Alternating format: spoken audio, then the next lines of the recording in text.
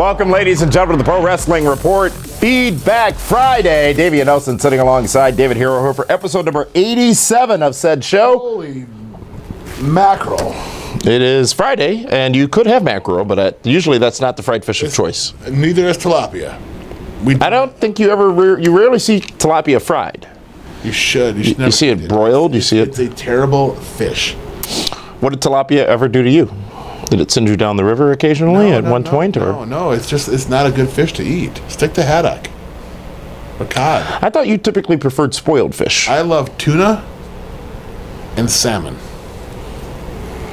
I know you like catfish. I do enjoy that TV show, yes. No. You always have your big fish fry, your big catfish fry. Mm-hmm. Yeah. You're assuming catfish is there. It's not. Yeah. Or it's perch. Which one is it? I don't know. Which one do you get when you go to the fish store to get fish? You know, here in Milwaukee, it'd probably be JJ's. I'm sure they may not have one out by you. No, not by me. That's more... Have you ever been to JJ's? I have been. And you ordered what? I don't remember. It was very greasy. They have fish and chicken. It was one of the two. Yeah. It's about your comments, ladies and gentlemen. And I'm happy we're back in this forum with your comments. And I must explain an absence. As you know, a couple of weeks ago, me and my kind soul, my huge heart, and my tremendous aspirations to make everyone as good as me one day had afforded the opportunity for Linda Kay to be a part of the panel here on Feedback Friday. Mm-hmm. And then, not only her, but you screwed me over. Brother. To the tune of $27,049.72. Oh, my God.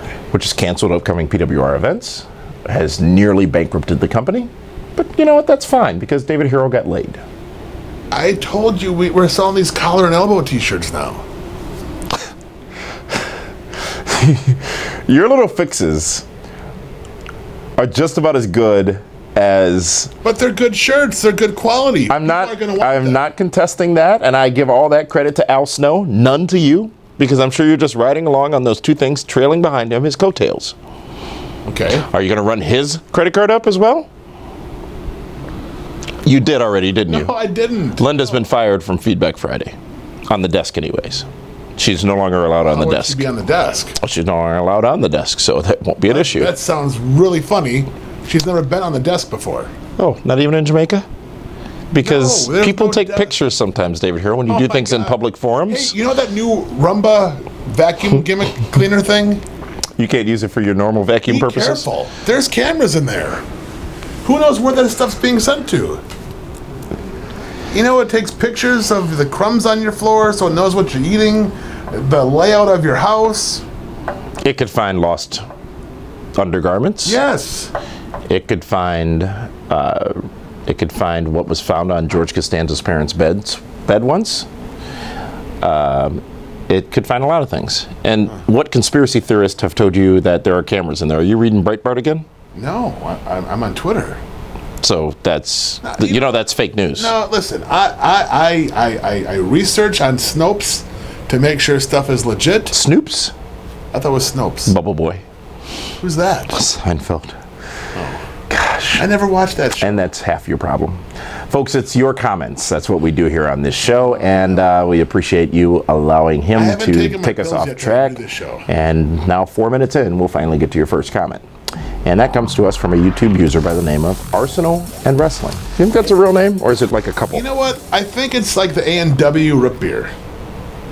I think he's just kayfabing his A&W and just going Arsenal and Wrestling. And I quote, Finn Balor is just a regular guy and not a star. His work is awful. He can't even sell, and his promo work sucks. However, the Demon Finn Balor is a character, but WWE is too lazy to produce that every week. No, because if you do it every week, it's not special anymore. Do you want Christmas to come every day? Well, you seen that Bond film? The tree.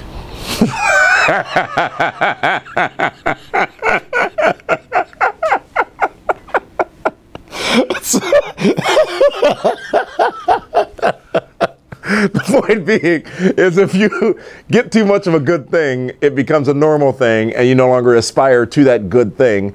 So keeping the demon as a special character with reason behind it makes a ton of sense in the world. But I will take a chance to address your initial statement there about Finn Balor being just a regular guy and not a star, and his work is awful, he can't sell, and his promo work sucks. I don't think even you as a weightsist would say that that is the case. His promo work is a challenge because of his accent. You don't... does that provide depth, though, to his character? That accent, perhaps? I guess. I mean, Sheamus uses it as a gimmick. Uh-huh. You know, as the big bully. And he over-accentuates it. Finn Balor hasn't done that yet. He doesn't talk much because he's one of those talents that doesn't need to talk much. What's up with his photo ops where he just stands like a board? You don't enjoy those? I don't get it. What's the story behind it? So here's what I've determined in just this moment. It has become clear to me that in addition to being a weightsist, you're just out of touch with what's cool and what's hip nowadays. Oh, I'm 45 years old. You forgot 10 years. I'm not 35. I'm 45. Let me see your driver's license, if you still have it. Sure. There's some weird stuff in my wallet, though. That's why I don't want you to see. Finn Balor is a tremendous talent, a tremendous star. Is he a bit of an untraditional superstar? Absolutely, and that's what makes him more of a superstar, in my opinion. He's ravishing Rick Rude. Weightsist. Rick Rude was a star. He is not the same size as Rick Rude. I never met Rick Rude, and a lot of times we can both attest to when you meet a lot of these talents, their size is somewhat interesting. I'm taller than Sheamus, by the way, and Sheamus looks like a beast on television. You know what's funny? Speaking of size, how about the very? Does matter. I love seeing the photo-ops between Cal and your boy Rockstar Spud. Rockstar Spud's endorsed. Holy Spud. Spud hates it. He hates standing next to Cal. So. Case in point, when Braun Strowman was in the ring with Kurt Angle this past Monday night on Raw, Braun looked like a beast. Braun is a beast, but what WWE has been deliberate about, because this is one of the things they truly think about and make sure you don't notice, is that Kurt Angle is not a very large man. No. You would never have known that, though, until Monday night. Well, I've known. I've been next You to them. Kurt. Oh, yeah, they would have no clue. Are you calling them not smart? I'm saying they haven't had the opportunity to see the man live in person next to him in most cases. Yeah. To make that comparison to their actual height. Now, conversely, there are some people who are massive compared to what they look like on TV. Like myself. I would even say Road Dogg. Oh, God, yeah. He is probably a foot taller than you thought he was. Billy Gunn's huge. Yeah. It doesn't come across that way on television. They don't look small, but they're just larger than life, if you will, as portrayed on television. So with that, Arsenal and or Wrestling, ANW, I would say that your hatred for Finn Balor is a bit difficult to comprehend, much as his is. So I wonder, I'm not going to accuse you, but it sounds to me like you might be a bit of a weightsist. I'm never mean. I'm never rude. Are you saying he was? He says he sucks. Well, you said one wrestler sucks on this program once, back on ESPN Radio. Do you remember that? Yeah, I said Cody Rhodes. Stop, don't repeat it. And that's why I hated you for a number of years, and maybe do still. He did. He got beat every week. I never said anybody's awful. Our next comment, ladies and gentlemen, comes to us from a YouTube user by the name of SS. SummerSlam 88 double turn. What was the double turn then? There was 88. I don't remember 88 so well. No, that was the very first SummerSlam. Was it? Sure wasn't 87? No, Survivor Series was 87. That's when Elizabeth ripped off her skirt. At SummerSlam 88? Yeah. Mega Powers versus... Was that Honky Tonk Man? Was that Madison Square Garden? That wasn't Marriage Made in Heaven, Match Made in Hell? It was the first SummerSlam ever. I copied that. I'm still trying to find it. Savage versus DiBiase and Andre. Ultimate Warrior beats the Honky Tonk Man. Big Boss Man beat Coco Beware. You don't remember a damn thing. Yet SummerSlam 88 is top of mind for you, and you can start citing matches? It was fantastic, yeah. And I quote from this double turn, WWE does not know how to book tag teams anymore. Late 80s, early 90s was the best. The Hart Foundation, the Rockers, the Rougeaus, the Fabulous Rougeaus, Axe and Smash Demolition, the Twin Towers, Powers of Pain, Money Incorporated, the Legion of Doom, Power and Glory, the Natural Disasters, Strike Force, Brainbusters, Rhythm and Blues, etc., etc. Great comparative examples of tag teams. However, the original point, WWE does not know how to book tag teams anymore. Would you agree or disagree with that, David Hero? 30 different wrestlers right there who are all established stars who broke in as tag teams, and that's how they made their money. Well, now they are putting singles guys together as tag teams and hoping stuff works. Right now, the only true tag team on either roster is the Usos. Only 3 of these teams he mentions came in as tag teams. The Rockers, the Hart Foundation, and the Brainbusters. Hart Foundation, Rockers, Rougeaus. They didn't come in as a tag team. Yes, Jacques didn't Jacques, one of them come in first? Doesn't matter. They were because they were All-American boys after something. No. And then the Mountie always got his men. Pain, they were a tag team. Warlord and Barbarian. What, coming in, the Powers of Pain were? Yes. Well, you're missing something. You might want to go back to thinking about what happened at SummerSlam '88. Yeah, they were a tag team before they came in WCW, NWA. Powers of Pain, Warlord and Barbarian. They were Warlord and Barbarian in NWA. I'm talking about the dark match in Pensacola, Florida in '86 that they were singles talents in. You know what? Because the Samoans lived in Pensacola. That's why Barbarian was there. Was he Samoan? Yes. Samoan? Yes. Do they not know how to book tag teams anymore? Of course they do. Of course they do. Road Dogg is the SmackDown lead writer, one of the most successful tag teams of all time. That's why that brand is striving. But one could argue that the separation and the split of both American Alpha and Enzo and Cass may have been ill-advised. Enzo and Cass, every match was the same. The A was the same, the B was the same, and the C was the same. Everything about their match, it was the same thing, same comeback, same false finish, same big move. It was cookie cutter.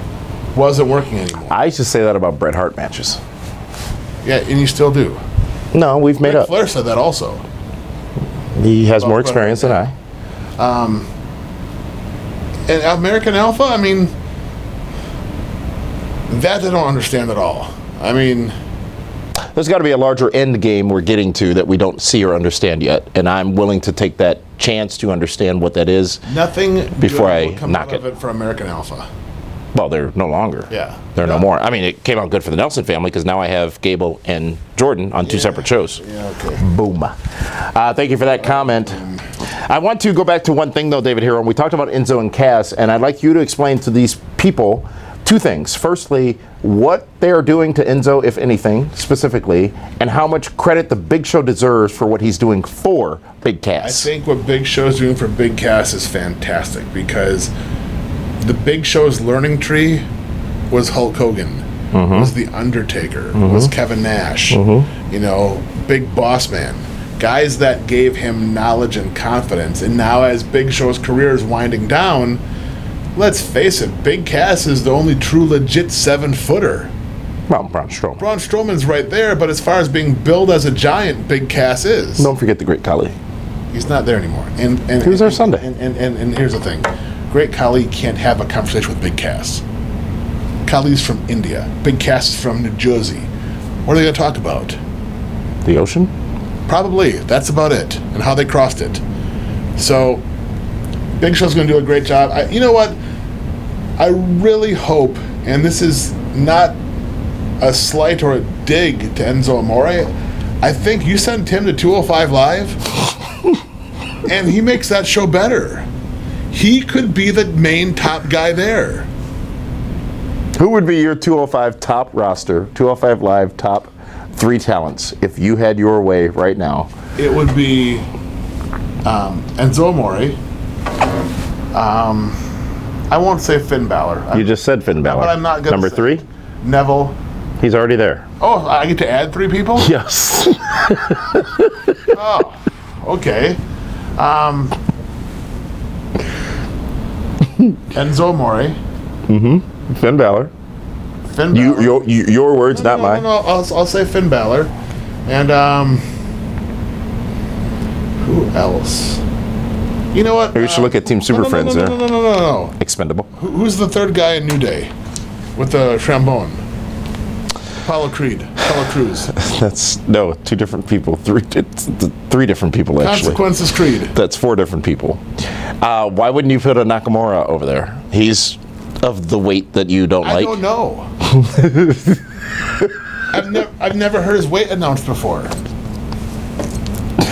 He already got Japanese guys in 205 Live. Ladies and gentlemen, we're going to go to Linda Kay now with an update on the 2017 PWR Fantasy Draft, and we're going to take a timeout after that, and we'll be back with more of your comments.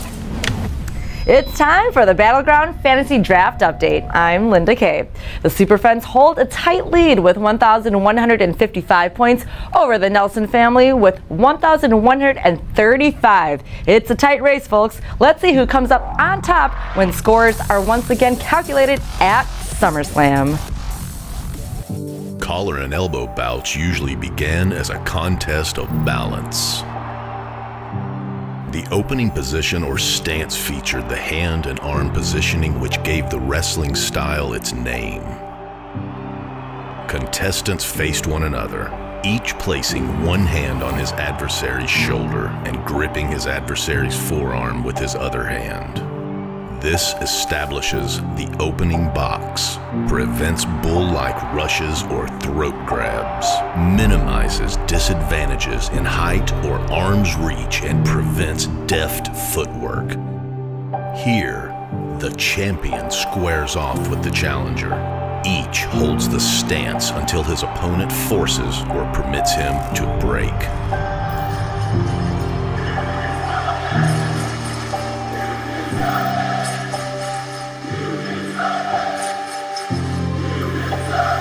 Welcome back, ladies and gentlemen, to the Pro Wrestling Report Feedback Friday, episode number 87, here in July, the last shows of July in 2017.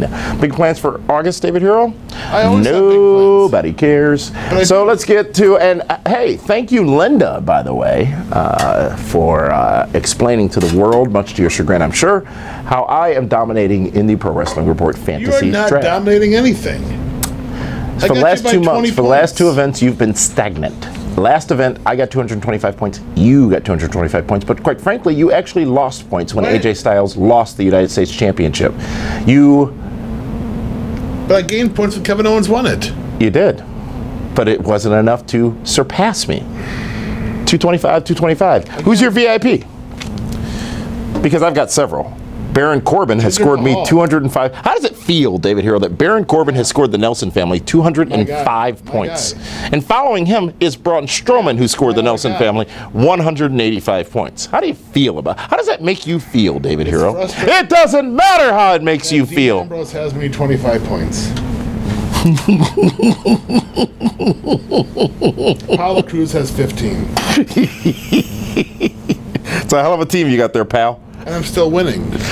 By 20 points. Yeah. You're winning by a pre-show match, basically. You know what really sucks is just, I don't wish injuries on anybody, but...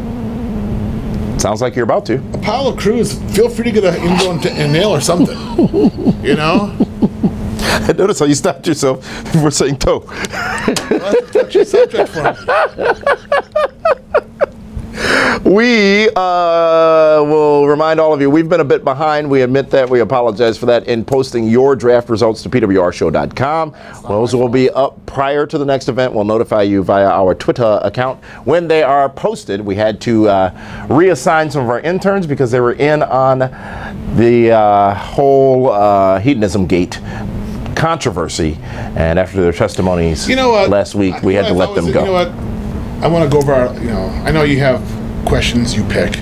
No, you're bringing one from Twitter, I thought. Oh, well, you know what one of them was that irritates me is that how some of the people complain. You're paraphrasing. Well, because I don't want to call a person out. We do that on this show. Yeah, but they're not smart. I don't want to make them seem stupid. How some of the people complain that we talk about current events and news on the show.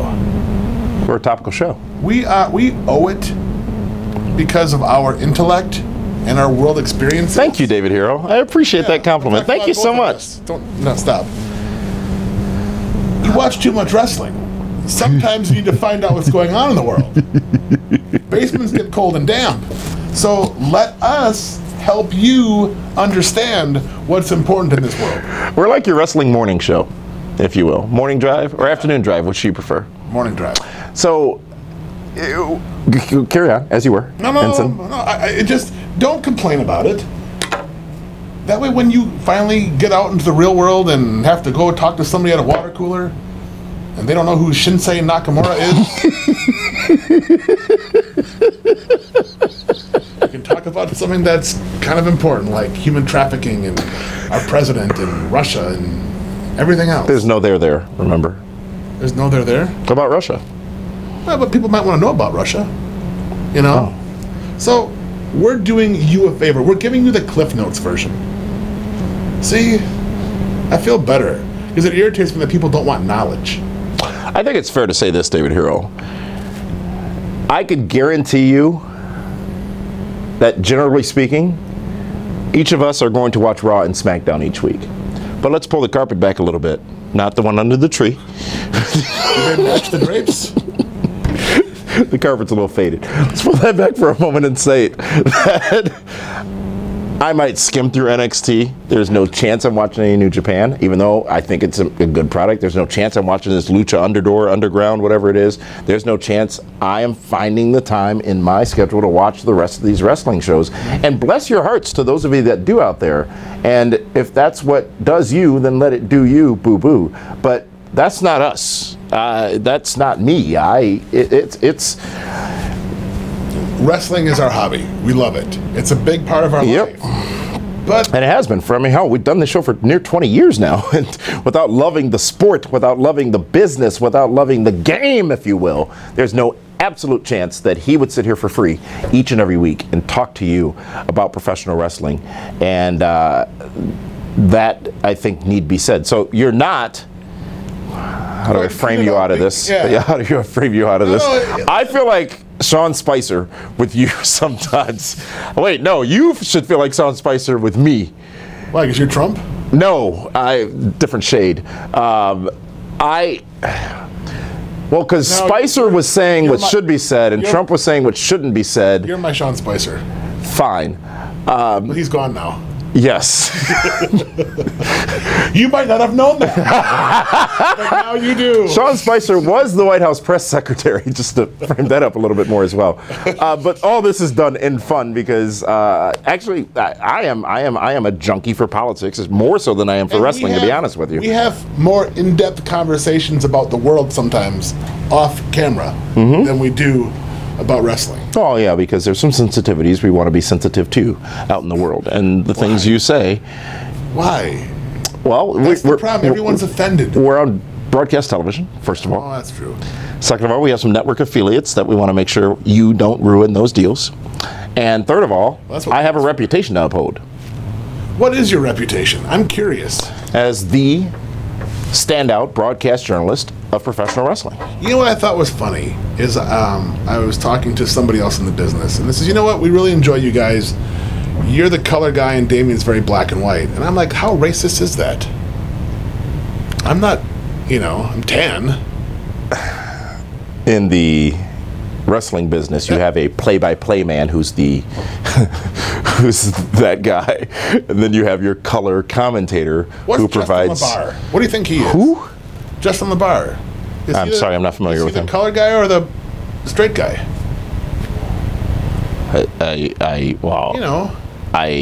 If we're talking about the same person, he's got a kid, so I think that answers that question. I'm not talking about his sexual fetishes.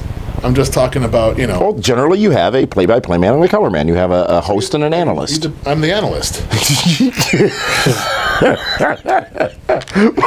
With that, we are going to end this show. For that one, this is Damien Nelson saying thank you so much for joining us. We'll see you next week for Primetime and Feedback Friday.